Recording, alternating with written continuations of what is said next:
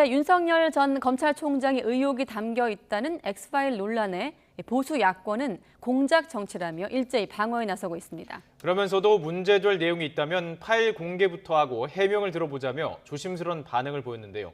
윤 전 총장 측은 일절 공식 대응을 하지 않기로 했습니다. 황혜경 기자가 보도합니다.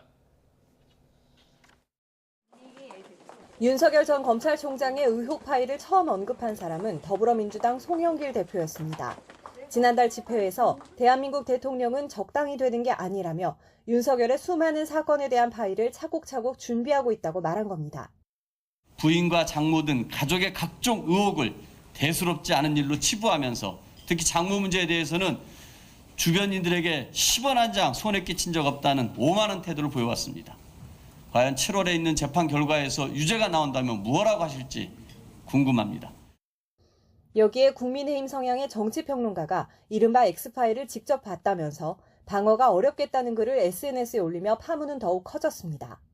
작성자는 확인되지 않았지만 10페이지 안팎의 문건 두 종류에 윤 전 총장의 검사 시절 의혹과 장모 논란 등이 자세히 정리되어 있는 것으로 전해졌습니다. 의혹이 한두 건이면 그냥 해명을 할 수가 있는데 예를 들면 의혹이 총 한 20가지가 된단 말입니다. 이것을 건별로 계속 해명하다가는 해명 때문에 날샐 것 같다라는 생각이 들었고요. 보수 야권은 일단 윤 전 총장 엄호에 나섰습니다.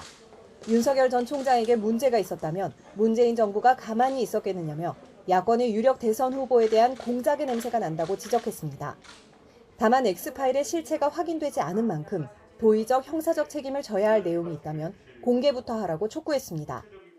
엑스파일이라는 것의 내용을 진짜 알고 계신 분들이 있다면 그것이 형사적으로 문제가 될 만한 내용이라면 수사기관에 넘기시고 도덕적으로 지탄받을 내용이라면 즉각 내용을 공개하고 평가받으십시오. 엑스파일을 언급한 송 대표는 여당과 자신이 갖고 있는 파일을 즉시 공개해야 합니다. 그리고 당사자의 해명을 듣고 국민과 언론이 사실 확인을 하면 됩니다.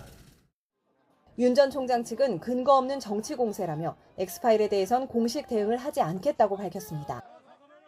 윤석열 엑스파일 논란이 일자 정치권에서는 가짜 파일까지 나돌았습니다.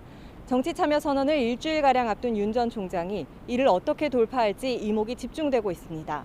YTN 황희경입니다.